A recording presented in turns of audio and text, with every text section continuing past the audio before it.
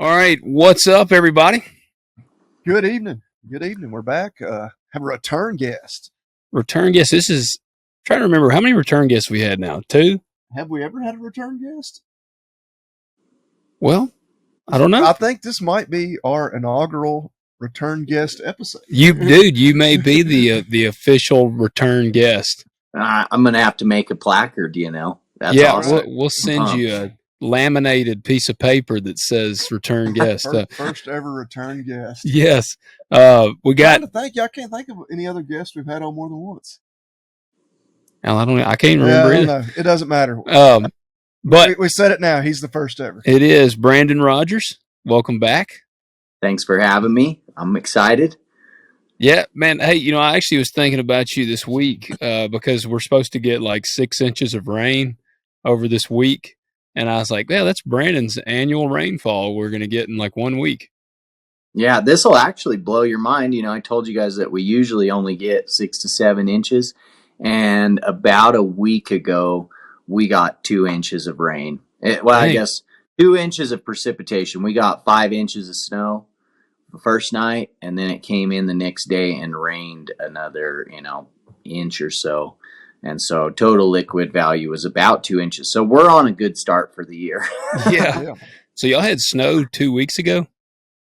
Oh, yeah. Yep. Actually, we had a pretty mean frost 2 nights ago. We got down to about 25 degrees for 3 or 4 hours. So I know there was probably 2 or 3 potato farmers that I know that they had stuff peeping through. They were pretty panicked about. Shit, I can imagine so.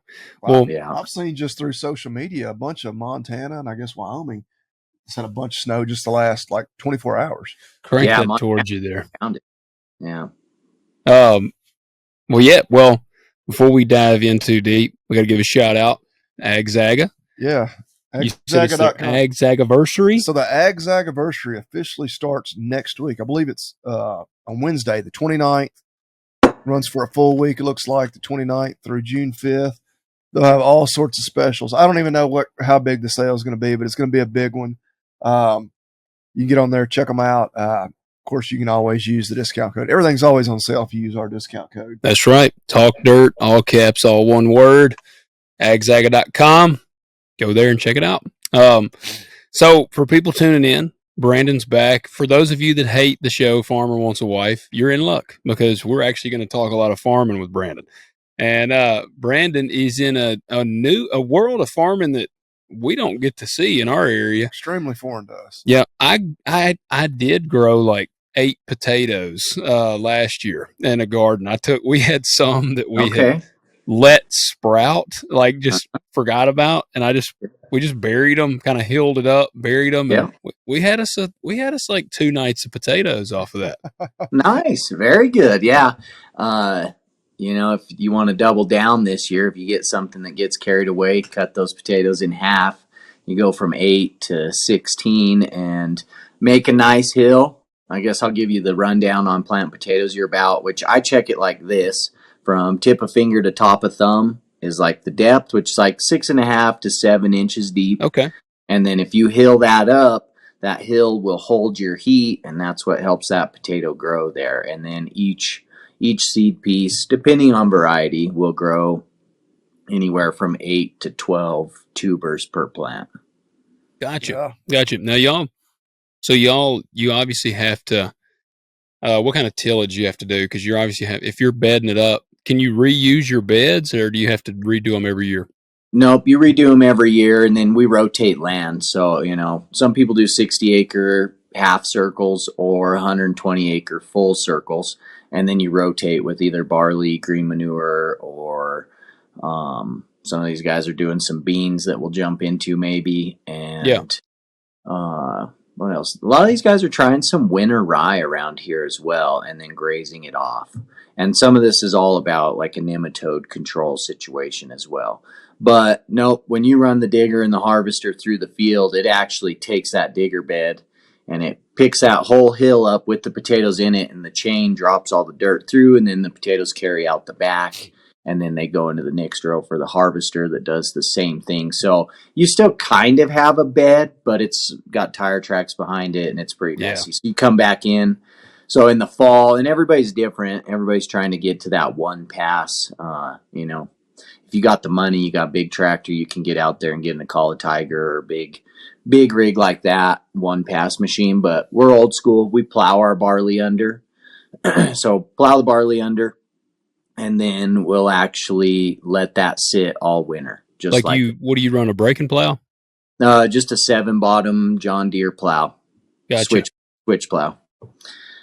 So we plow that out, let it sit all winter, and then we'll actually come in and spread our pre-plant fertilizer, and then we'll take what's called a Dave Koenig finish ripper, and it's pretty narrow spacing on the rippers with a big wheel on the back that breaks up the clods. So then that incorporates, and then we plant directly into that. And so some people mark out, some people put fertilizer in on their mark out rigs. Yeah. And so they'll make their hills, they'll put fertilizer down, then they'll come back in and run the planters through the hills and just re-hill up with some other chemical that's just like a seed protectant. But we go right in after that tillage, and with our Spudnik planter, we got a 6-row planter that we do it all. We've got big fertilizer tanks on the side, and then we have our chemical pump on the front, and we do it all in one pass. So where we lack in one pass tillage, we do one pass planting. Does your planter create the beds itself, or do you? Yep. Okay. Yep. So actually the ground's flat, and they have these boots that come in, and it's like it just pushes the ground essentially. And right behind that, with the wheel driven feeder, we have these cups. And so you set your wheel speed with your sprockets and everything. And those cups come through, and it has a holding tank that takes those seed pieces, which is like a half of a potato about the size of your hand. And speed driven, it drops them about anywhere. Everybody's different. It depends on variety and whether you're, row spacing and stuff. But we're at about 11 inches apart. And so that actually plows the ground or opens it up, and it drops that seed piece. It has a sprayer right behind it that coats the seed piece with its protectant. And then right behind it is 2 discs that make kind of a hill behind it. That's not the finish hill, but that hill actually just kind of shapes everything, not as a finish, but it covers it up, and they look better or worse. And, it's kind of, that's your first pass. And so that gets everything in the ground. And then anywhere from 7 to 21 days after being planted, and we've actually been going towards earlier is better, but you come back in with like a dam or diker, and you can set it to actually make the perfect row that you want. And everybody has different theories on rows. Some people make these really flat, wide beds. Some people like them really pointed and crowned. We like a real nice like hump, kind of rounded, because we figure if you have a big round hill, you're going to protect all your potatoes so you don't have green heads. And then that gives it space, and also that's more surface area to like collect sun in a sense. Yeah. So everybody's a little different. There's new technology coming out. Wilcox is coming out with like a bed shaper for potatoes, and it has hydraulic down pressure that actually carries the dirt, and it almost makes like a square bed, kind of like a lettuce bed. So yeah, we just finished today actually cultivating our last 60 acres. So we've got herbicide on everything. Everything's been reshaped, bedded up, and they'll spread that last circle tomorrow with herbicide, and then it's just grow season for us. Is it are the potatoes, do they have Roundup ready potatoes? Like, can y'all use Roundup, or is that a thing? No. So right now they usually use Boundary. Yeah, or I'm using Dual. that on beans. Yep. Use Dual. Boundary or Dual.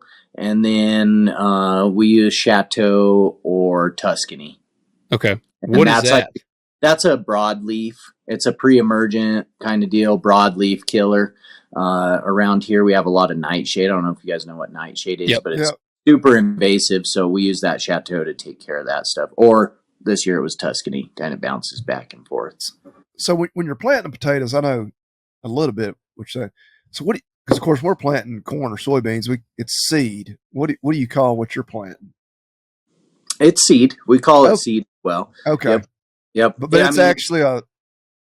Yeah. It's actually a whole potato cut in half, And now if you're talking like a big 12-ounce baker or something over 10 ounces, they'll actually split cut and then quad cut, but ideally a seed piece, as long as, so like, when Logan was talking about the sprouts coming off, those are called eyes. And so before that sprout comes out, you've got those eyes. So as long as your seed piece has 3 or 4 eyes on it, you will create a healthy plant from, and a lot of those seed pieces are, I don't know, little bitty, really.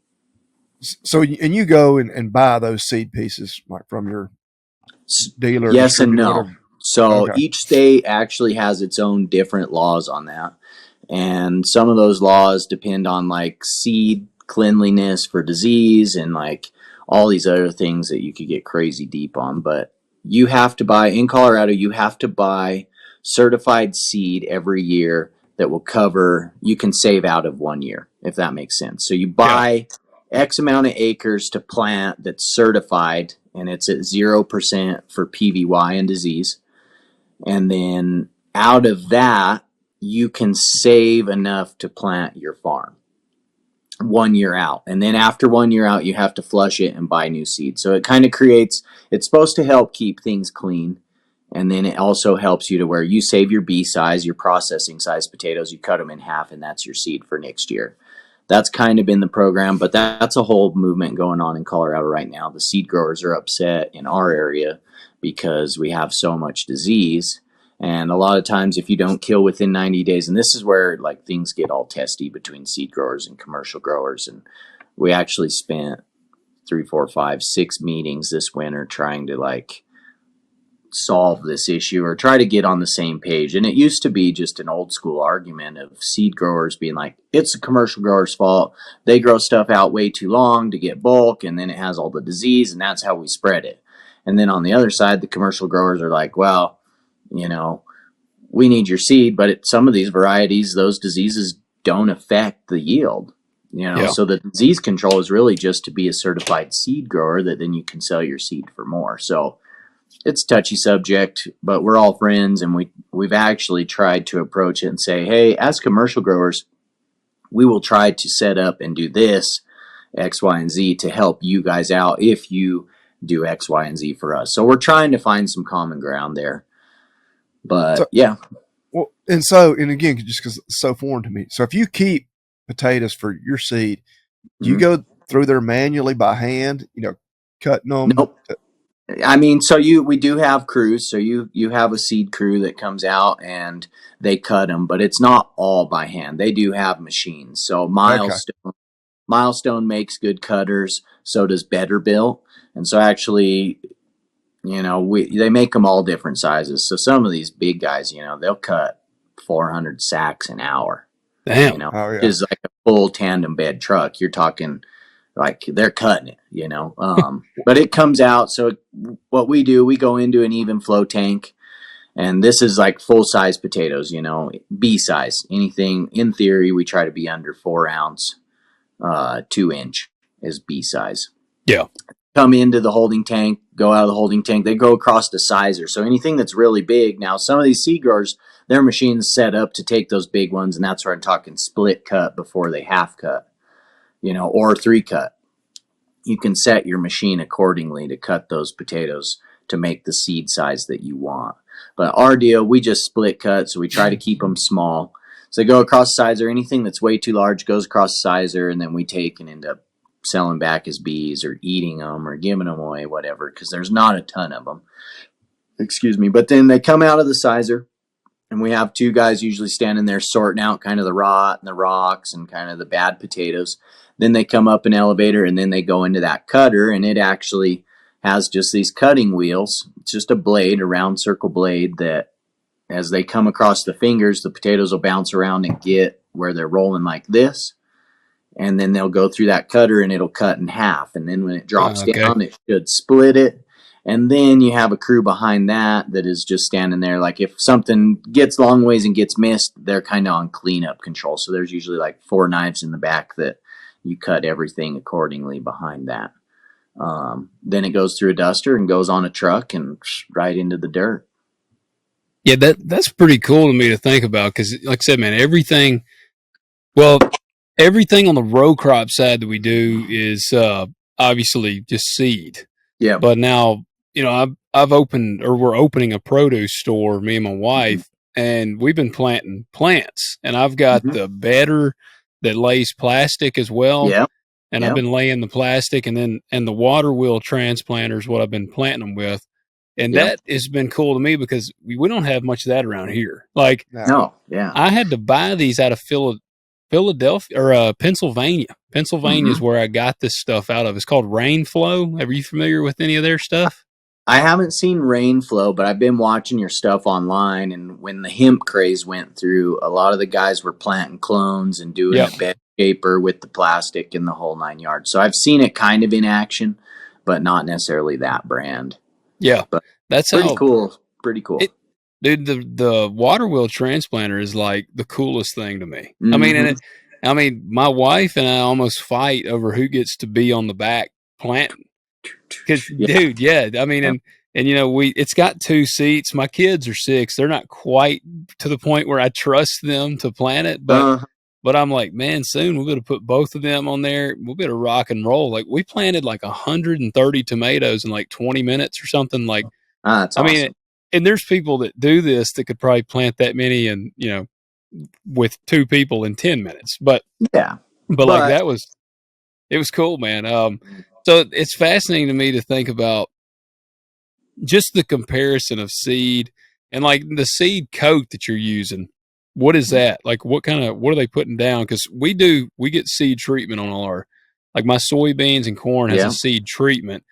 A lot of times, some of it is, it'll be like a fertilizer coat or maybe even a fungicide coat on the seed that's supposed to help it get up and stuff. It's mostly a fungicide coat on there. Everybody does different things. Some people use liquid and then go dry. We just use, it's called Mancozeb, and it's like a 6% treatment with fir bark in there, and it's just a dust. And so that fresh cut, it kind of cakes it on there and protects that wound essentially. Yeah.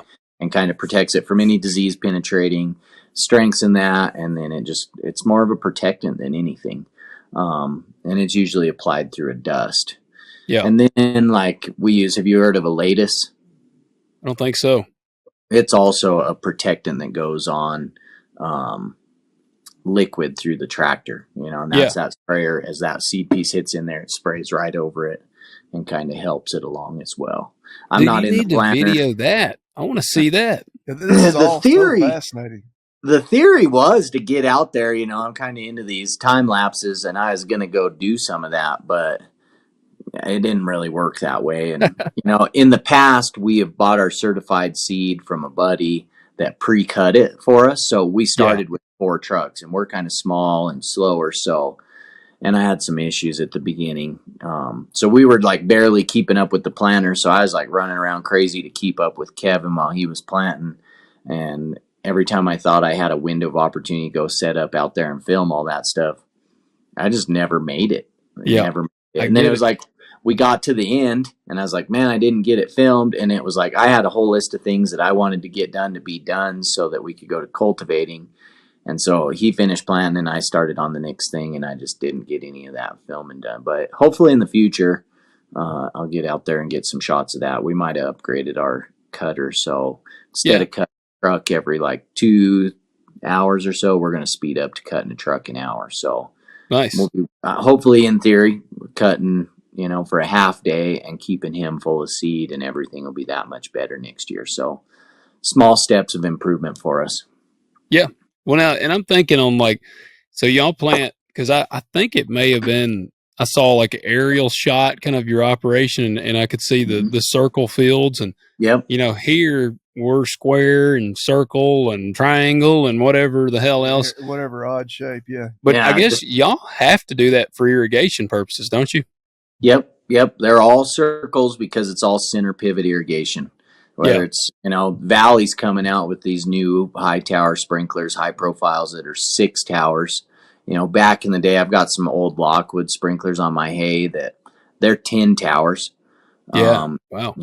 We bought a new Pierce that's 7 towers, high profile. So, but everything around here is all center pivot irrigation. Granted, other than like a cover crop, if in a perfect world we got those 7 inches of rain, it might survive on its own, kind of deal. Some of this winter rye looks like hell on wheels for sure. Yeah. Well, that's what I was going to be my question. Is there anything dry land that Not really. I mean, this winter rye, winter wheat thing that's going on, it's not even really like growing it out as a commodity. It's more of like a feed thing and a rotation Yeah. for the ground, just in the sense of trying to do something for the ground that doesn't use any water. Yeah. Because we've got such the water crisis deal going on. But Right. this year they got pretty good moisture, and some of that stuff got really tall and looked good. The year before, it was bad. It looked real bad, Yeah. but that just varies winter to winter. But no dry land at all. Yeah. Do y'all, when you plant that, are y'all running like adaptive curve, or do you actually just y'all run markers? I mean, how are you mapping out? Like, have you ever used adaptive curve on the John Deere? So we've got Circle Track. Okay, I've never used. I guess that. See, I know which we don't ever make a full circle, but adaptive curve you can kind of follow. My dad uses it, and I hate it. We were shelling corn, and he was like, "Yeah, I planted this with adaptive curve," and I'm like getting shit out of the header and like running out, and I'm like, "Man, don't ever do this again. I hate this one." But so there's a circle track mode. Yeah, but everything for the most part is planted just north and south or east and west on whatever degree heading that you want. There were a few people that planted potatoes in a circle. Yeah. And it looked cool, but I don't know if it was actually that beneficial because they didn't do it again. The only thing that's planted really in a circle, some of these alfalfa farmers will plant their alfalfa in a circle.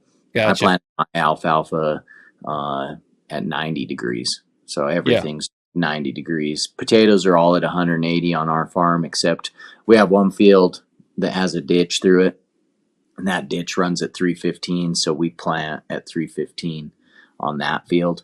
So it's all just GPS heading and kind of what you want. But like a lot of these guys that run their own spray rigs and stuff, they run the circle tracks around the outside to set all their boundaries. Yep. And then they actually set their circle tracks for a lot of these new planters actually have sensors to shut the rows off. So like our planter comes out and we have these pies. So where the planter stops and the circle is, if you're here and it's a hard visual to give you, but there's a little triangle pie that doesn't get planted. Yeah. And some of these new planters actually will come out and it'll still be making a hill into your rough areas that's just disc that's not really part of the field, but it won't be planting. And so it'll shut off each row and then it'll actually plant that field in a circle, some of the new technology. Or at least finish it in a circle so you don't have those pies anymore. That was actually my next question was going to be if you had, because I run a 1245 case planter for it's a split row so I can plant corn and beans with it. Mm-hmm, and it has section shut off on each rows. And that was the freaking cat's meow when I got that because I ran a 1200 for several years and it had, I didn't have GPS. I couldn't afford it. And so I finally, I don't know, 4 or 5 years ago, I got where I was like, man, I gotta get on the GPS train. And so I bit that off. Dude, I feel like I was cheating. Because, it is. Oh, it is awesome, man. Like, man, especially the section shut off. Like I've told people, like it pays for itself because and I don't know I'm curious how y'all lay it out. Like, when I go to plant corn or beans, I go into the field and I usually do 2 outside rows around the edge. And my planter is 40 foot wide. So that's 80 foot planted around the ends. And half your fields are done. Some of them halfway are done. Yeah. On your triangle, huh? Yes. 160 foot it might be the widest point on that field. Yeah. But then I just go, I fill out the rest. I'll pick out a direction however I want to lay it out and I'll plant it, which a lot of times I'm having to work around trees or ditches and different things and lay it out. But I always just kind of plant straight line. I do a straight line GPS coordinates. I guess AB line they call it on there. And that's interesting. You use AB line. We use A plus heading. and then punch in Okay. the degree and just let it run like that. And then same thing like the potatoes, we don't plant around the outside. Some people, we would, I think our planters are 18 feet wide for the potatoes. So on the long rows where it's hard to turn everything around, we would mark that out with GPS, and then we'd plant up to it, and then we'd make a down and back on the ends. So Yeah, then, like yeah. at harvest, we'd dig those ends off, and then we'd have all the room to turn around. But like with our barley drill, we have I want to say High Plains, but it's Great Plains. Yeah, yeah. Great Plains 20-footer with a Schmeiser packer in front of it, and we'll make, depending on the operator. Dad gets excited, likes to make 3 passes and cover 60 extra feet. If you make your turns good when you're on the long rows and whatnot, or at the weird angle, you can get by with 2 passes. Some guys around here have the 30-foot setup, but we're only 20 feet. But we do the same kind of cleanup around the outside. Yeah. Is that 7.5-inch row on that, or what is your barley spacing? That's a good question. I don't know. It's just a setup, and we slam it in the ground. I know a lot of the Great Plains are 7.5. That's probably it. I would assume that's it. We don't do too much crazy adjustments when that stuff comes in. I know that we're planting about 105 pounds to the acre. Yeah. Is that how you're on your potatoes? Or are you setting like because I'll plant seed population. Like I go soybeans, I usually go 135 to 140,000 seed per acre. Corn is a lot less, like 32,000 seed per acre. Yep. How do you break that down, like on your potatoes? Rough numbers, like 25 sacks to the acre. Gotcha. And a sack is 100 pounds. So 25 pounds. Yeah. Yeah. Does the seed, does it all come in sacks, or is that just your unit of measure? You got it on a truck? That's just a unit of measure. Yep. So most of that is all just piled on top of itself. So like in my seed storage, which you see it on the show, kind of, if you're not watching Reba and I on our first date and you're looking in the background at the farming stuff. That's where I was looking. Yeah. If you're looking in there, that was actually our seed storage. And we have these 1,500 sack bins. So we have 8 bins, and that's like, you can change varieties or keep them separate or whatever. But you go in there and we skid steer, scoop them out, and they're just stacked on top of each other. But that's just a unit of measurement and, weight. That was going to be my next question. How do you handle it? Because it seems like, I don't know that you could auger it. Like that would. Yeah, no auger. Yeah. So the seed bin's smaller, so we use a vegetable bucket on the skid steer and skid steer it out. But when we're hauling our markets, they make scoopies, which is just a belt driven, it's literally pulls in. The nose of that thing has a belt on it, belted chain that pulls into this entire pile. And it's on my Instagram somewhere. If you can get past all the farmer wants a wife chaos, there's a reel on there where I kind of have the camera back and you can see the pile of potatoes, and just, it's an all day video, but that whole pile disappears. But that scoopy pulls in and carries them out. And then it's all just belts them out and puts them on trucks. And then actually Mitchell from the show sent me a video the other day of these potatoes like floating down these tubes. And he's like, what is going on? And I'm like, most of your packing sheds flume potatoes into the packing warehouse. So they'll be in storage, and in the middle of the storage, there will actually be a wet flume that holds humidity so that you can maintain them and store them. But then you start pulling the boards underneath and push all those potatoes in those flumes, and they actually get flumed to the packing side of everything. Huh. Okay. Yeah. Man, that is it. It's Yeah, I knew the handling had to be more delicate than you had just auger and stuff everywhere. Yeah, no, and you got to worry about bruising them and dropping them, and how far you drop them, and how far each drop on the bale. And bruising is a big thing. Storage is important. You have pressure bruising, so the longer they sit, the drier it is. You have pressure bruises and stuff where they're real flat. So potatoes are kind of they're the shits. You're always constantly watching them. If you store them for a real long time, you got to sprout nip them. Because they'll want to come out of dormancy. Even if you're running AC and stuff, just naturally they do want to grow. So you're sprout nipping a couple times a year. Yeah, it's a lot. Yeah, We're pretty jealous of you dryland guys, because you got 2 or 3 pieces of equipment and a couple nice tractors and hammer down, and it's like we've got a planter that we use for 3 weeks. Well, not even 3 weeks. And then I never look at it again other than I drive by it. But like it's literally used for, 2 to 3 weeks and then we don't use it again. And that's how all these pieces of equipment are on a potato farm for sure. Yeah. It's funny, man. I have like gone on my operation. I'm even like slimmer than a lot of the other guys around here because I'm 100% no-till unless I like clear some land. If I clear a farm, like I got a farm that I had bought several years ago that I've been putting back into production and I'm having to clear trees. And it's, when I clear land, I have to run in and disc it and I usually turbo till it and then we plant it. But dude, other than that, like there's an old 630 John Deere disc I got out there that's just super old. That's what I pull.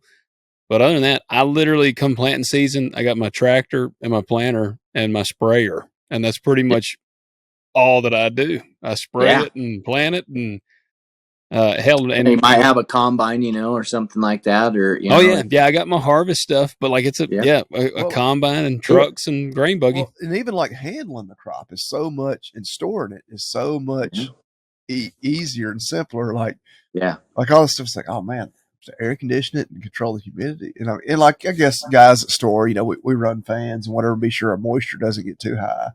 But I mean, you can just corn's notoriously easy to handle. You can do whatever you want to with it. You mess around with potatoes and you're like not watching them and your storage gets hot or you have fan failure and you're not getting airflow, you'll ruin a crop 3-4 days. I guess will they mold? They'll basically just break down and turn into mush. Soup. They'll lose their firmness and they'll get soft and they'll start to break down. Just like the ones that you got in your house that you sit there and you don't eat them and they start growing sprouts. Set them outside and watch them kind of shrivel and dehydrate and break down. That's what will happen in a large scale setting, and it's bad. Ooh, I bet that's a bad feeling. I bet it stinks. It stinks, and I mean they stink occasionally too because you got a rotten potato in there every once in a while. It's just the nature of the beast. But man, you go and grab that sucker and it blows up in your hand and it looks like baby boogers and it's all, this isn't selling a lot of potatoes talking about the bad one, but there's some gross potatoes in there, which they get sorted out, but you'll be sitting on that scoopy running it and you'll get a whiff of one and you're like, oh my God, this is terrible. Well, what about the barley? So what's the growing season for it? Let's see here. We planted barley around April 15th and it'll be done end of July, early August. Okay. Well, hold on, wait. I got one more question on the potatoes, real quick. Yeah. Because I just want to really grasp this before we move to the barley. How does it work on? And I'm not asking for your specifics on this, but like, how does the cash side work on grain? I look at the markets. I get all of the granaries. We have 3 main granaries here. We got ADM, Cargill, and CGB, which used to be Bunge. But I sell to all 3 of them. Yep. Every day I get text messages from them, and it'll be cash market price, with the basis. And it'll be like for me, soybeans, I typically market them October, November, corn, August, September, and it'll have cash values there. And I can say, I can call them and say, I want to book 5,000 bushels of corn at $4.57 for September delivery. How does that work on the potatoes before we get into the barley side? So you have open market, which, they call that bulk loading. Yeah. So you have these brokers around that, so-and-so calls and they want 400 sacks of this variety, and whatever the open market price is, that's what it is. And you bulk them out and then you get a check for the weight that you shipped. We run through a packing warehouse, and there's a lot of different packing warehouses around, but Walmart, Costco, a lot of these big companies, they set the price. So they watch the open market. They look at how much is on, grown, the acreage and all that stuff. And then they set the price accordingly on supply and demand. Gotcha. And then these packing warehouses kind of, work together with that. But there's like I would say 3, 4 like really big companies that do marketing. And so we use RPE, which is the Russet Potato Exchange. Yeah. And they're out of, I believe, Wisconsin. And they market our potatoes through our warehouse. And so they talk to Costco, they meet with Walmart, they meet with these big companies, Kroger, and they set the price accordingly. They sit there and barter.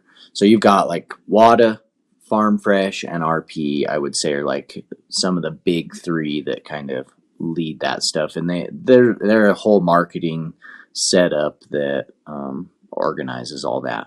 Right now, it's pretty ugly. The potato market's really ugly. Right now, actually, the bulk market is the same price as the processing market. So Really? your market potatoes are actually the same value as the B size that go into making like potato salad, potato soups that are canned, all your processed potatoes, which is, pretty bad, pretty terrible. It's going to be a rough couple years in the old potato industry for sure. Well, we're kind of hanging on there with you on the Yeah, grain. you guys We're looking at down. the corn and everything, it's pretty rough out there. Bobby You guys- Lee's sitting on a gold mine over here with all his cattle. I saw your meme today Yeah. about the grain. Yeah, I just shared somebody else's. Yeah, I Uh-huh. thought that was pretty funny. It's a I was like, great we're always the poor guys, and like we finally are, like the sun is finally shining on our ass On the for once. cattlemen. Yeah. But So are Which- you selling all the way out, or are you selling out and buying back now, in? now you if I was just smart, like I've made that comment to a few people that, you know what, if you weren't just really super, tied in with your genetics, Mhm. might be a good time to get out because this baby's going down. I mean, Yeah, well, that's the thing. eventually, not- I don't know when, but she's going to come down. Yeah. Well, and if, like you said, if you're not tied in with genetics and keeping a certain line going, you arguably could sell out right now, make a good lick, and then when she crashes, come back in and buy the herd. Take that money, try to avoid your taxes the best you can, put it in some sort of investment that'll make you 5 to 10%, and then turn around and double down. But Yeah, it's Oh, hard. It's your lifestyle. It's pretty hard to give it up too. Yep. right. Well, like, what am I going to do with all that grass? Yeah. Yeah. I don't want to have to mow it. I was gonna say you don't want to mow it, and you don't want to have to go buy a baler and make more work for yourself either. Yeah. Well, we got a baler, but I don't want to. It's more efficient to let the cows do all the work. Yeah, absolutely. So One other question I had on the potatoes. I guess we're never going to get off the potatoes. That's all right. Maybe You I'll met- be a third timer for you guys, and we That's just the right. barley. Yep. farming. So of course I don't know much about potatoes. I mean, they taste good. I love them. So you mentioned russets. Is that primarily what you're growing, or like the Yeah, baby yep. reds, or all the other So fancy a stuff lot we of see that at the store? just depends on soil type, what you can grow where. A lot of the guys out east where I'm at in the sand, they'll grow some fingerlings, they'll grow some reds, they'll grow some yellows. But those are really fine skinned and soft potatoes, so you got to Yeah, have the you're right right. dirt for that. The russet variety is better for heavier dirt, rockier dirt. They're a little more resilient. So yeah, we grow 100% russets on our farm. Okay. There are a few people around that dabble in some fingerlings and reds and yellows, but where we're at, we don't really mess with that market. Hey, we had T-bones and baked potatoes tonight. So, I had French fries. and you guys are- cheeseburgers. You guys are leading the market here, helping us out, man. that's Make right. sure everybody's eating them. Even if you're not going to eat them all, cook a couple extra. What the hell? There you go. Yeah, Hey. man. Well, Yep. like in the cattle world, like a lot of cattlemen, they get all bent out of shape if anybody orders a steak well done. That's true. What's the equivalent of that in potatoes? Wow. Good. Like, is it okay for me to do like the instant, like Spud Flakes, or is that? Oh, like, no, hell no. Yeah, great job. You answered your own question. okay? Oh, Okay. Nicely done. Yeah, I was like, man, I don't know. It's pretty hard to mess up a potato. You know how Bubba talks about shrimp. It's the same thing with potatoes, but they are really, and I don't know about you guys, but you see it says Idahoan or whatever, Idahoan instant potatoes. Yeah, I don't know if those are really potatoes. I would, tisk. Don't do that. I know they're easy and I know they're fast and they taste good. I'm not going to say I haven't Hey. tried them, but I think you can buy like 5 packs of them for $5 at our local Yeah, Macy's. and it's just powder you add water to, and they fluff up. Taste Oh, they good. really fluff up a bunch. and I usually use a little milk. I Milk and support my butter? dairy guys. Yeah. Pop that 2 cups of milk in the microwave for 5 minutes. It gets boiling hot. Dump my. All right, kids, we got mashed potatoes tonight. Yeah. No, but it that's is really that's a good. no-no for a potato guy. Don't do that. Yeah. Shame Right. on you. Shame on Tell me my too. wife. I might have cooked some of those on a date one time, and she was like, "Are you serious? You're a potato farmer and you did this?" I'm like, "It's 9:00 and I was busy all damn day, and you know what? They're fast." But after she got on my ass, I was like, "Never again." But That's I don't the have a thing. lot of mashed potatoes because of it. Yeah. Well, I'm telling my wife, you're gonna start boiling potatoes and mashing them up by hand if you want to. Yeah, it's hard. Mashed potatoes, I feel like, are the most strenuous for sure because you got to boil them and then you dirty that pot, and then you got to mash them, and then you got to do all the stuff, and they're more work for sure. But damn, they're good. They are good. So then, They are. what's the other end of the spectrum? What is absolutely The high class. the best way to treat a potato? It's pretty hard to beat a baked potato. Mhm. Especially, I mean, if you're talking in a health way, a baked potato's the way to go with just a little butter and salt and pepper. That's Yeah. pretty basic. But if you don't care about the health and you're in for a good potato, I would say, wash that sucker up and then drizzle olive oil on it, and then grind your pink salt or Himalayan salt, whatever you want. So grind that up on there, a little pepper, and then roll it in tinfoil and bake it. That's going to be your best plain potato, but I like to load it up: sour cream, cheese, bacon, Yep. all the goods in it, some chives. Yep. And I'm a skin eater.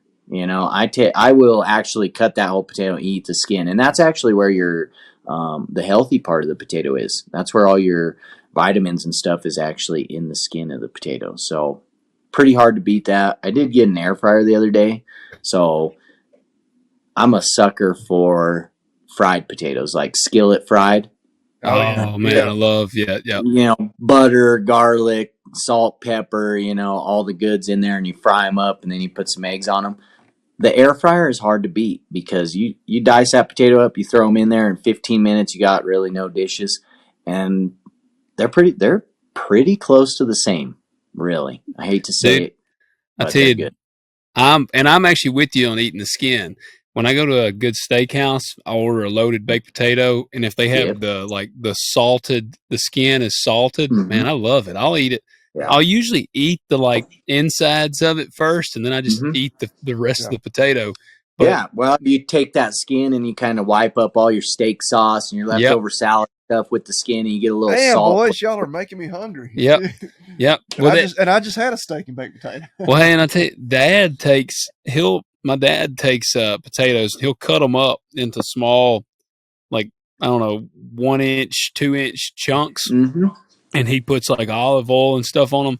And then he Yep. takes Lipton onion soup mix and puts it Mhm. in there and mixes them all in with some butter and some other seasoning. Dude, it is bad. It is Yeah. bad. Yep. Man, that's That's one of hard our to beat. go-tos. I just Yep. chop them up like that, butter and season them up, and put them in my cast iron skillet, and I'll throw that on the grill. Yeah. Because I'm out there grilling already. I'm not going to heat the house You up. just kind of toss them around, yeah. Yeah, sometimes I'll throw some other vegetables in there with them. Well, Have like a little yeah. medley. Potatoes are a superfood. Yeah. Did you see? I think they did a study. They had I think they say you could live off of potatoes. I saw something that was saying I've you could seen it. survive. I've seen Well, it. Of course, I've it's seen it. fictional, but the movie The Martian. I never You watched seen it. The Martian with is it Matt Damon? I've seen it, but I haven't it's been a while. Well, of course, it's all fake. But when he's stuck on Mars, that's basically how Mhm. he survives. He was able Potatoes? to. They had he was able to grow potatoes there. Yep. And that's Well, that's during COVID, our price was really good. A lot of farmers made a lot of money on potatoes during COVID because it's a filling food. They're not really that expensive, and they go with everything. Oh, And yeah. like you said, you really can survive on them. You can put them with any meal. You can eat them by themselves, and they go a long ways. If you one baked potato doesn't seem like that much when you eat one baked potato. You know what I mean? But if you dice that one potato up and fry it or put it in your cast iron skillet, you actually could split that potato between two people pretty easy. You Yeah. know, so they go a long ways, and eggs, bacon, sausage, whatever, like a skillet fry in the morning. Yeah, I don't know. It's pretty hard to beat a potato. There for a little while, they were saying they were unhealthy and all these empty carbs and whatnot, but that was proven wrong. Yeah. Yeah. What are you a sweet potato man? I Hell will no. eat. Yeah. I'll eat them. You know, I don't mind them, but I don't necessarily like crave them. They are healthier for you, but every potato's healthy until you like dope it up with butter and like a Yeah, I sweet don't ever potato eat healthy potatoes. Me either. I'm just trying to pitch the deal here for everybody you know that's listening. Like, eat your potatoes. Yeah. I want some loaded cheese fries. Oh yeah. Cheese fries. Yeah, around I here, I had don't know if you guys have green chili, but like Yep. a big thing around here is green chili fries, and You're they'll talking about smother. the chilies that they Yeah. put on there? Yeah, so like right here in New Mexico is I was about to say Hatch you're green close to chili. New Mexico, so yeah. Yep. So Hatch green chili is a big thing where we're at. You've got Pueblo green chili, Hatch green chili, which is a whole argument, but you take those and dice them up, and they'll actually put some pork in there and some flour and sauce them up and make like a green chili sauce, and then they'll smother those fries. Pretty hard to beat. Damn, That I'm sounds- gonna have to go home and eat after we get done. I doing know, this. yeah, that sounds good right there, man. Yeah. Yeah. Well, I didn't know if it was like this super rivalry between the sweet potato farmers and the potato farmers. Like No, I don't- we did talk about at one time, we were talking about the political correctness in this world. And I got Mhm. to looking, and there was a gay farmer, and they called him Sweet Potato. So Oh, boy. you know, that was his like that was screen name. Or yeah, that? something Sweet Potato. He Yeah. was the gay Uh-oh. farmer. So that's you got that going for you. You're not the gay farmer on the sweet I potato. am not. I'm not Sweet Tater. It's funny that this guy named himself that. We actually, our golfing group had this guy in it that used to call his wife Sweet Tater. You know, Sweet and so, Tater. yeah, he'd answer his phone, "Hey, Sweet Tater," you know, and we're like, "Oh my god," you know, he was a treat. But I don't think there's a big rivalry there in my mind. It's a pretty niche market, you know, and you do see they're pitching the healthier sweet potato fries and stuff like that, but very rarely, unless, you know, whoever I'm on a date with orders them, I don't necessarily order them. Yeah. They're okay, but I feel like their flavor's too strong to eat a whole potato, like sweet potato. Yeah. Even at Thanksgiving, you know, the yams with the marshmallow on top and all the sugar and all that, I'm out. I'd rather get a second helping of mashed potatoes. Some gravy. Dude, I don't crave them, but if somebody offers me a baked sweet potato, I'll take it if I have butter and brown sugar. I like to put butter and brown sugar in there. There goes your health benefits. Yeah, that's what I'm saying. I'm not eating it for health.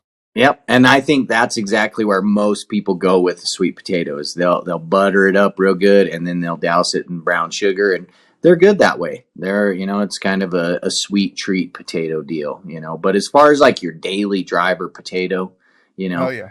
there's a lot of white women out there that go to Starbucks, they get 3 pumps of caramel and 2 shots of macchiato and this and that, and I can't even keep up, you know.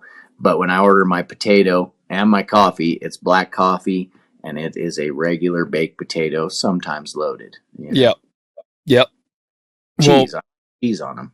You gotta have cheese, and Yeah. I do like some bacon. I like sour Mhm. cream and butter and all that in there. You got to support You our mean- dairy brethren. All right, so before we get done, we got to talk a little bit of barley here. We do got to go into that. Yep. So for people that don't know, I don't remember if you may have shared on the first time, but y'all grow barley for Coors. Yep. So he has Yep, just a we're, refrigerator specifically full of Coors that they send him.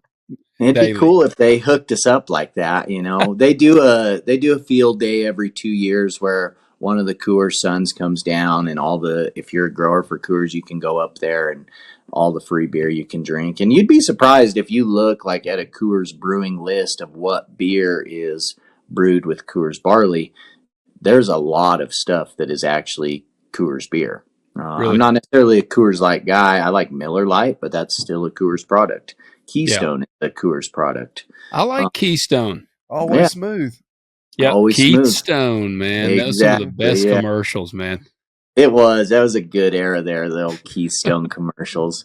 But yeah, so Coors, their whole slogan is the Rocky Mountain beer, you know. So it's brewed in Golden, it's Rocky Mountain water, and it's Rocky Mountain barley. And so actually this area is one of the main providers for Coors Originals. You know, Okay. so if you're in Colorado and you drink, they call them stubbies. They're the little glass bottles. Yep. If you're in Colorado and you drink a stubby, 3 out of every 6-pack is San Luis Valley Coors barley. Awesome. So that's a little fun fact for Coors. But yeah, they're a good rotation crop.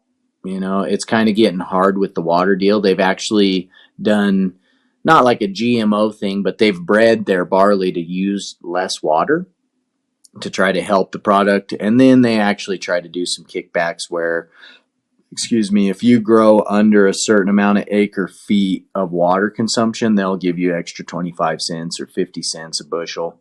So there's some kickbacks. They're trying to help out, but they're also so big now compared to what they were, 30 years ago. 30 years ago, it was Adolph Coors. I mean, Pete Coors, not Adolph. Adolph was the original main guy. But Pete Coors was very into being with the growers and taking care of his growers. And they've monopolized and gotten so big. I think their headquarters are actually either in Milwaukee or Europe. So they're very, very large corporation now, and they've bought out and traded and sold, and I can't even keep up with them. But they're a good rotation crop, and we're happy to grow. Does barley require more water than potatoes? It does a little bit, and so a lot of that varies per soil type. Like the sandy soil, water filters right through it. So some of these guys over in the sand, they'll use 22 inches to grow barley, which is, give or take 220 acre feet. Yeah. Probably a little more, 12 inches instead of 10, but that's just rounding up, But where I'm at, a little heavier soil with some rock, we're kind of rocky and sandy, like a little bit of both. We're pretty consistent at growing our barley somewhere between 16 and 18 inches of water. Okay. And the potatoes last year, I think, was the most water I've ever used. And I think I was around 160 to 170 acre feet of water. Yeah. 16 to 17 inches. But I would say on a good year, when we get some rain and everything's all right and hunky dory, like this year, that 2 inches of rain that we got, unless you're a total moron, sprinklers didn't run for, a week and a half, 2 weeks. And so the amount of water that saved, saved you 2, maybe 3 irrigations. So that adds a lot at the end of the year. Yeah. Dude, yeah, them things that's what I don't think people realize. Like, it's actually pretty expensive to run irrigation. Like, we have guys out here that irrigate and seeing it, it's kind of, we got people on 2 different fences. Like, I actually don't have any irrigation. But I've got some buddies that have irrigation. And I've heard them say on beans, they don't really see a lot of a payoff on it. For the irrigation. Mm-hmm. Yep, for the irrigation. Corn, they, like 2 years ago, I guess it was, 2 years ago when we had the drought. Yeah. We had the drought. And man, I mean, like my average corn yield was 83 bushel per acre or 70 something. It was terrible. I can't even remember now, but it was bad. It was real bad. And there was some guys that had irrigation and they were shelling still, their yields were down, but they were still shelling 150 bushels per acre or so. And a lot better than 70 to 80 bushels. But they're kind of looking at it like, well, it is a higher yield, but they were like, but I paid a fortune to irrigate it. So trying to balance the cost of irrigating it, like, that's kind of a fine line you got to walk. Yeah. Unfortunately, where we're at, we really don't have any choice because we don't have any natural water. So you got to run it, But yeah, like middle of summer when things are hot and like a hay sprinkler's rolling, these $2,000-$3,000 a month in electric bill just for the sprinkler. And then that's not even taken into account that you have a flat tire or you lose a wheel drive or a center drive, or you have something go wrong that you got to call the mechanic out there that works on them to come see what the hell's going on. Yeah, center pivot irrigation is a pretty expensive route, but where we're at, we just don't have any other option, but you see the yield return too. And some people, and it's a catch-22, last year, I think there were a lot of people. I got tied into Farmer Wants a Wife, so I left during harvest. Don't know how I survived that. Dad and Kevin still haven't killed me, but I left during all that, and there was actually a point you pre-water your ground to harvest, just to kind of loosen it up. It also helps the potatoes come across the chains and whatnot. Yeah. And we actually chose to dig things. I wasn't there. They chose to dig things a little drier, which was borderline sketch too, because you can have issues with that. But then there were guys that pre-watered, and then we got a huge rain that then it created a lot of rot in people's potatoes. So it's just a touchy subject in general, dancing with that water at the end of the season and whatnot too, but during grow season, you gotta keep turning them on, you gotta keep running your sprinklers for sure. Is the barley, do you do it like, I guess I'm trying to think, wheat would be the closest. I did grow oats, but I use it for a cover crop, and I just planted straight into it. Now the barley, are y'all planting it? I guess how long is your actual growing season? I guess before we get into that, like for barley, like potatoes, we would say 90 to 120 days. So you've got May, June, July, August, September, 5 months. Yeah. Barley is less, I would say. It ripens up. You've got half of April, May, June, July. So 3 months. So somewhere between 70 to 100 days, I would say, for a barley crop. So you're planting your barley in April? Yep. Okay. Yep. It's pretty resilient. It's a beautiful thing when you plant all your barley and then it snows 4 inches. You can't even see it. You're like, we're going to Lake Powell. We're going fishing. We're going to the mountains. We're doing whatever we want because everything's wet. So we're hanging out for a bit, We got pretty lucky this year, actually. Our barley was probably 3 to 4 inches tall, and it snowed and then rained. So that sprinkler sat for a week and a half, and then we actually had all our potatoes planted as well. So I think Dad went to Lake Powell for 3 or 4 days. I had other things I needed to keep up with and whatnot and kind of clean up and be ready for the next step. But when that kind of stuff happens, it's really nice. Free water for sure, too. That's crazy because, like our wheat, for example, here, and my oats, we are sowing. I still sow mine, which that was when if I'm going to do wheat, I haven't done wheat since I really started doing cover crop.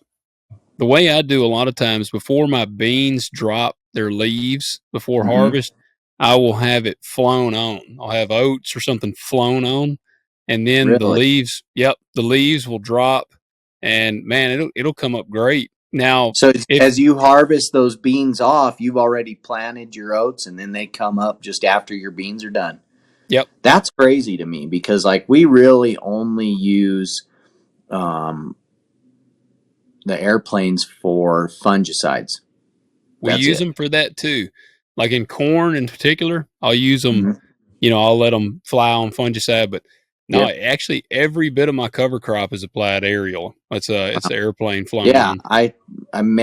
We were in Texas at the American, and I met this lady and her husband that farm in Texas. And, we talked a little bit at the bar and we're shooting the shit, but she's pretty active on social media. And I saw her loading dry stuff into the plane, and I was like, what the hell's going on?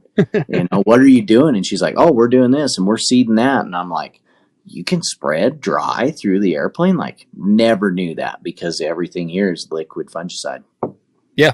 Well, and I did learn because I did a 2 species mix and then a 5 species mix last year. And my 5 species is crimson clover, cereal rye, hairy vetch, some radish, and then turnip. And that's my 5 species. My 2 species was an oats and radish. Well, the pilot actually called me and was like, man, don't do oats again. He was like, oats are a pain in the ass. He was like, apparently they're really lightweight, but they take up a lot of room. And so Okay. he said he could carry 1,000 pounds less of oats per load just because they took up so much room on the plane. And Really? yep, they're bulkier, but they're lighter. So he was like, man, I can't cover near as much ground with the Right, on oats. one trip. Yeah. Yep.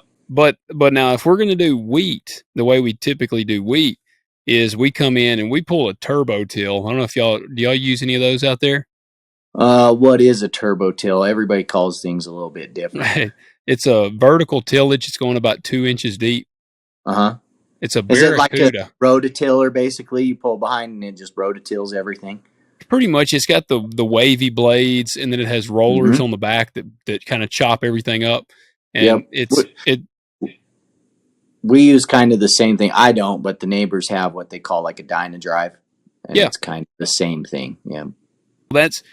We will typically come in and we will turbo till a field, and then our seed company comes in with spreader trucks because he can get a little more accurate than airplanes. So they'll come in and they'll run spreader trucks and they will spread, hell, I ain't grown wheat in so long I couldn't tell you the acreage or the pounds per acre, but they'll spread a certain pound or a certain bushel per acre.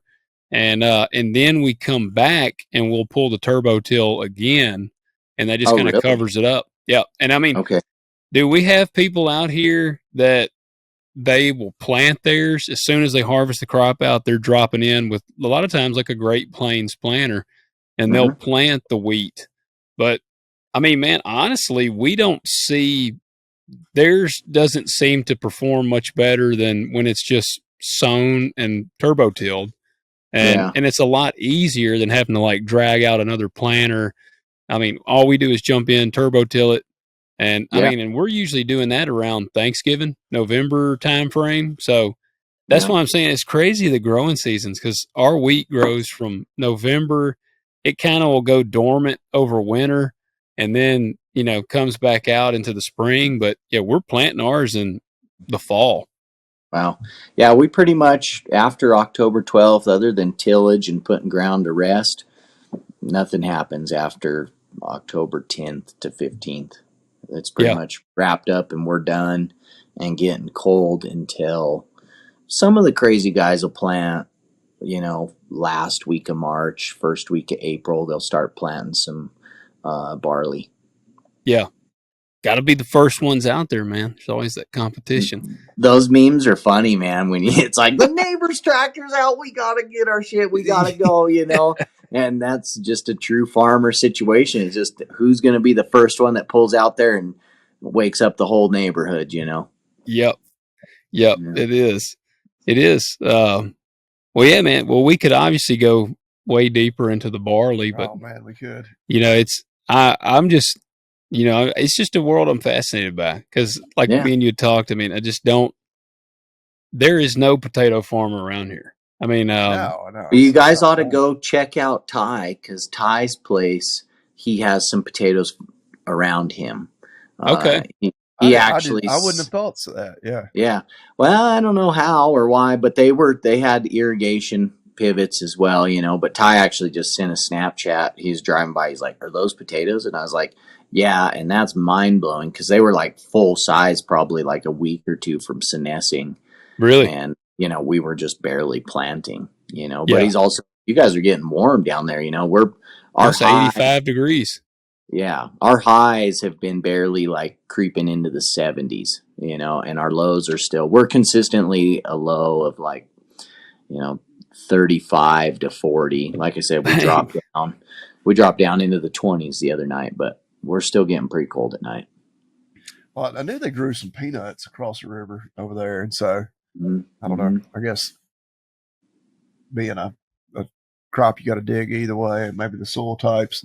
And it's really crazy too. Some places that grow multiple crops in one year. My neighbor, his cousin farms around here, and then his wife actually died, and so he came in to help his cousin because the wife was running half of the farm. So he came in to help with that. But he was in Yuma, Arizona, and they do like 3 to 4 rotations in a year. Dang. See, we double crop. Like if I do wheat, when I get the weed out, generally harvest the wheat in July, I will plant beans directly behind it, and it'll be like a short, maybe like you a mean group. June? Well, yeah, June. Yeah, Well, okay. it's June, July is there when you book them. It's J-Jet, June, Yeah. July season. But Yep. it'll you plant right behind it, and Yeah. I mean, I have had good bean yields behind wheat, and I've had some absolute piss poor because I did plant them one year, and man, I mean, I had wheat that did all right. I haven't grown wheat in several years. One, the cover crops, and two, because the wheat just never did that great for me. Mhm. But behind the wheat, I had some beans that cut, in the mid 40s, which for a double crop bean, I'm not complaining about. But then I've also had them that they cut like 22 bushels, and I'm not happy with 22 Yeah. bushel beans. I mean, that was Yeah. pretty damn terrible. That's So, hard to go do all that and only end up with 22 bushel. yes. But And that's the thing with wheat, man. It's kind of a pain in the ass. Like, cause we're like wrapping up planting all our regular crops Mm-hmm. and then I'm spraying everything. And then all of a sudden it's like, okay, I got to go get the combine out and harvest this wheat. And then I got to come back in and I got to plant it. It just kind of, honestly, it throws a pain in the ass wrench in the mix for me. But Yeah. any wheat around here that's cash crop wheat is double cropped. Yeah. Like everybody, as soon as they harvest that wheat, they're planting beans behind it. Yeah. No, that Every would make now and sense.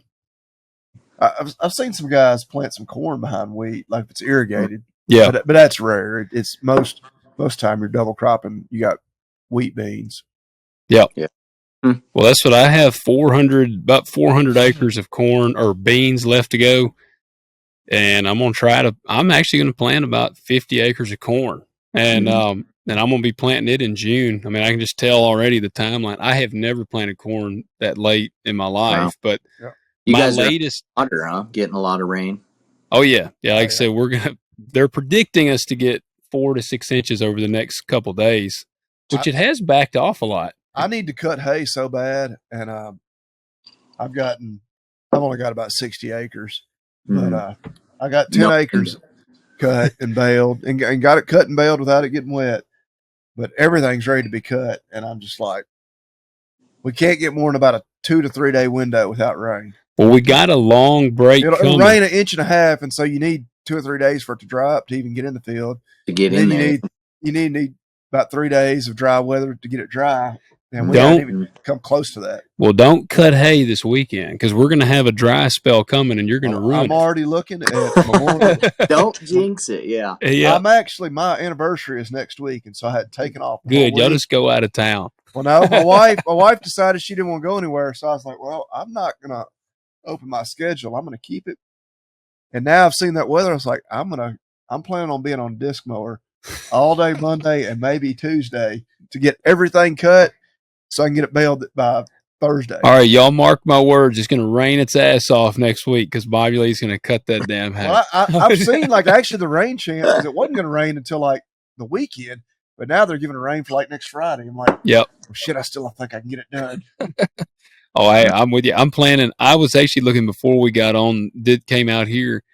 There was a ton of days of rain, and they've backed off. We got a 6-day window of no rain coming up. Oh, buddy, and I mean, it's going to hit perfect because I just happen to have those days off. Oh, that's what I'm like, man, I think I can hammer this 400 acres out. And then because if 6 days, yeah, like you said, it'll take 3 days to get dry enough to plant. So I'll have about a 3-day window. My hard part is I'm planting green. So I plant into green. So I have to spray it really fast. Right. I usually spray it the next day.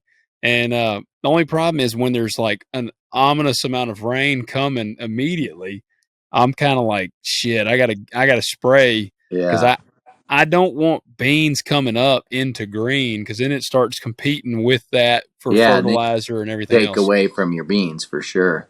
Yep. Well, if you get done, you want to rake hay into next week? If you want to get on the sprayer, we can trade off. Perfect. Let me just catch a flight and I'll help you both, Come on, man. We got plenty of work to do. Yeah. Yeah. Well, man, Brandon, it's been awesome having you back on the show. No, thank you guys. It's awesome. It's nice I get a little insight from you guys about the world you're living in, and you guys get a little potato and grain from the high mountain valley up here. So it's cool. I enjoy it. That's right. That's right. Well, we put you on the spot last time. Are we putting him on the spot this time on the company, man. or do you got a company? American Oh, okay. He's ready. He's ready for No, us. I don't know if I'm ready, but I'm thinking, I'm remembering Well, what's going on. It'll take me a minute to queue up our commander in chief. Yeah. Get old Commander fired up. Have things started to normalize a little bit for you yet? Is the smoke kind of clearing from the show? Yeah. I'm local fame is real. Small town. I'm small town famous as all get out. But the big time drama online, and that stuff, the smoke's clearing. Life's going back to normal. I'm still a little hesitant to go do my grocery shopping. Because everybody has their opinion too. I didn't end up with one of the women on their shows, and even the locals are like, this one was perfect, or why not that one? I like this one, and so that's kind of hard because you only see so much on TV. But I lived with these women for 2 months, and they guided our conversation a little bit, but you still can kind of get to know somebody when you're roommates for 2 months. Oh yeah. Well, dude, I felt bad for Ty. I mean, Ty was getting just slaughtered. We had our episode with him. Our episode actually was really good. Like he explained everything really well. And believe it or not, like of the angry army that came after him, like we were telling them, just go listen to the podcast. And most of them that did actually wrote back and they were like, okay, like I understand. Yeah. Like I shouldn't have said what I said. And I understand where he's coming from. Yeah. So, that poor man, they tarred him up and feathered him, and then might have hit him with a few rocks when he was covered in blind. He was going through the war zone for sure. And I guess it kind of caught me off guard because we did hear his full long form explanation before the show ended. And so I was like, oh, okay. It all made perfect sense to me why he didn't end up picking one. But the 99.9% of people didn't listen to that conversation. Yeah. Before they just wanted to come out and whatever comes out on Fox or Hulu, the night they watch it, that's blood, gut, feathers truth to them. You know what I mean? There's so much that goes on. You film that we would, you figure that we would film for 12 hours a day, 4 to 5 days a week if we weren't traveling, and they clip it down. If you do the math, if each farmer got, 15 minutes, and then you take commercials out, it's 150 minutes of 2 months to make a love story on TV. Yeah. Or a hate story, Ty got burned at the stake for a little bit there, but he seems to be clearing the air, and Megan has found a really nice guy that she's with, and she's happy and he's happy, and it all pans out how it's supposed to. I'm a believer in fate, and my situation, Grace is a great woman. Emerson's a great woman, but I'm a believer that when you know, and I just didn't feel like I knew at that point, Yeah, that's understandable. Dude, and I'm with you. It's actually kind of funny. I had known my wife since we were 5. She's a year younger than me. We went to church together all our lives. And I actually, as cheesy as it may sound, I was hesitant to date her because I knew that I would marry her. Like I was like, and I used to tell her that. Like after we finally started dating, because we had kind of talked on and off, and man, I kind of like to kind of run around. I like to kind of chase the women a little bit. And so, but when I finally was like, all right, it's time, whatever, to settle down, and I started dating her, we were talking. I'm like, I always knew. I was like, I knew I'd marry you. And I told her that today. I'm like, I knew we'd get married. And so I agree, dude. Like, I think there's just something. I mean, I just feel like it'll be like the old story where the dude's in the bar and the chick comes in, he sees her and he's like, I'm going to marry that chick. Yeah. There's just something out there, Yeah. So I'm banking on the, when and when you meet them, it works, and it shouldn't be forced, and it seems natural, and it feels right, and it's reciprocated, you know what I mean? Yep. And so I don't know. I'm waiting for that. But I also think you hit the head of the nail too, in the sense that there's a time for it too. You said you like to chase the women and do your thing. I feel like you guys still got me? Okay. Oh, yep, you turned upside down on us. Yeah, I don't know. I feel like I'm freezing, but you got good sound, all right? Yeah, we can hear you good. For me, the last 10 years, I've been into getting into the farm and diversifying myself and investing and learning. And I've been okay doing it all by myself, like being alone, and until recently, until last year or so, I really wasn't too concerned about finding that person. So it's also maybe an age thing, Yeah. So for me, I was happy doing what I was doing. But there's certain people that come out of school and they're ready to get married and have kids and have a family, and that's what they feel like their purpose is. But for me, I just felt like I wasn't ready for that, until kind of recently, feeling like I would like that companionship for sure. Well, I get it. I get that totally. Yeah. Well, we're ready for the commander-in-chief. Fire him up. Let me start off with 2 words. Made in America.